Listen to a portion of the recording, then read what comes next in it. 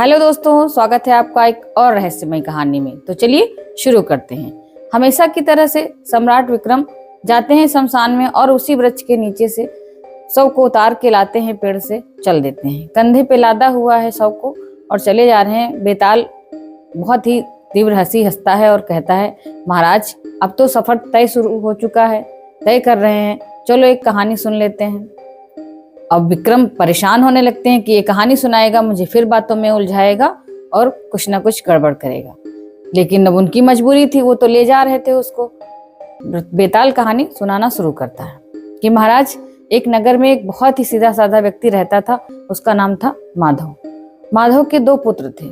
माधव तो वैसे बहुत साहसी था, अच्छा था, व्यापारी था, इधर उधर जाया करता था। एक बार उसको जो है लगा कि मेरे परिवार से उसको इतना लगाव था, तो जब उसे बहुत बहुत दूर जाना था सौदा के लिए, सौदागर तो था ही, जा रहा था, तो उसने सोचा अपने पुत्रों की जो है देखते हैं कैसे ये आगे हमारे पीछे घर चलाते हैं। तो उसने कुछ एक युक्ति सोची और अपने पुत्रों को कुछ एक कीमती सामान दिया। दोनों पुत्रों को अपने पास बुलाया। बड़े वाला जो था थोड़ा सा धीर गंभीर था और निहायत ही अच्छे से बात भी करता था। छोटा जो था बेपरवाह था और बात भी नहीं ज्यादा सुनता था। वो किसी की बात को ज्यादा ध्यान से नहीं सुनता था, ना ही उस पर ध्यान देता था। तो उसने सोचा कि राघव ने कि वो सही हो जाए तो अच्छा ही है। तो उसने एक एक सामान उसको दे दी कि मेरे आने तक तुम लोग घर को चलाना और इसे सुरक्षित रखना। जब चला जाता है वो व्यापार के लिए, वापिस आता है कुछ दिनों के बाद। इधर उनके दोनों पुत्रों में क्या हुआ, वो बड़ा वाला जो पुत्र था उसने उस चीज को संभाल के रख लिया जो उसने रखने के लिए दिया था, और छोटा वाला जो था वो उसको तुरंत बाजार में बेचने के लिए चल पड़ा। उसके बड़े भाई ने बहुत समझाया कि इसको मत बेचो, और पिताजी बहुत परेशान होंगे, ये तुमको एक विश्वास पे उन्होंने दिया है और रखो, सुधार के रखो उसको संभाल के। लेकिन वो नहीं माना। रिश्तेदारों ने भी समझाया लेकिन वो नहीं माना और उसने बेच दिया। उसने सोचा इससे बहुत कीमती चीज है ये और हमें अच्छे से बहुत पैसे मिल जाएंगे, लेकिन वो बेच दिया। उसको पैसे भी ज्यादा नहीं मिले, लेकिन वो क्योंकि वो बात ही नहीं सुनता था किसी, उसने उसको बेच करके पैसे लिए और खूब खर्च किए इधर उधर और उसको संभाला नहीं वस्तु को।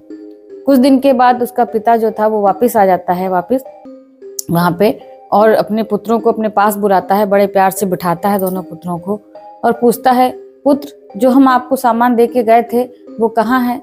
तो अब छोटा वाला जो था वो तुरंत झूठ बोल देता है कि पिताजी वो वस्तु जो आपने दी थी वो तो चोरी हो गई। पिता हैरान परेशान, वो क्या करे, विश्वास ना करे तो। लेकिन बड़ा वाला जो पुत्र होता है वो उसी वस्तु को वापस उसी तरह से लौटा देता है। पिता बहुत खुश कि भाई वाह, मेरे पुत्र तो बहुत अच्छा काम किए हैं। लेकिन उसको कहीं ना कहीं अंदर से बात यह खटकती है कि मेरे पुत्र ने ये मुझसे क्यों कहा, क्योंकि उसको रिश्तेदारों से और बड़े वाले पुत्र से ये बात पता चल जाती है कि जो छोटा वाला पुत्र था उसने उस वस्तु को बाजार में बेच दिया था और पिता से झूठ बोला कि पिताजी ये वस्तु चोरी हो गई है। लेकिन फिर भी उसका पुत्र मुंह जा था, वो नहीं जाता है और वो कहता है एक बार और एक युक्ति करके देख लेते हैं। फिर वो थोड़ा सा उससे जो पहले वस्तु देता है उससे थोड़ा सा कम कीमत की वस्तु एक उसको और देता है और बड़े वाले भी पुत्र को देता है। कहता है, पुत्र इस बार मैं आशा करता हूँ कि जो चीज मैं तुम्हें दे रहा हूँ वो तुम संभाल के रखोगे और वो तुमसे चोरी नहीं होगी, और मैं आशा रखता हूँ कि इस पे तुम खरे उतरोगे। तो पुत्र जो है वो अपने पिता का मुंह देखने लगता है, सोचता है कि क्या पिताजी को ये बात पता चल गई। इस तरह से वो बात वहीं पे रुक जाती है कि वो दे करके और वापस चले जाते हैं पुत्र को। तो पुत्र जो छोटा वाला होता है वो फिर से वही सोचता है कि इसको बाजार में हम बेच देते हैं। वो बाजार में बेचने की सोच ही रहा होता है, उससे बड़ा भाई फिर मना करता है कि नहीं तुम ये मत करो, पिताजी नाराज होंगे। लेकिन वो नहीं सुनता है और बाजार में चला जाता है बेचने के लिए। अब बेचने के लिए जब चला जाता है, इतनी कहानी सुनाने के बाद बेताल विक्रम से जो है पूछता है, महाराज ये बताओ क्या राघव ने सही किया अपने पुत्र को दोबारा मौका दे करके?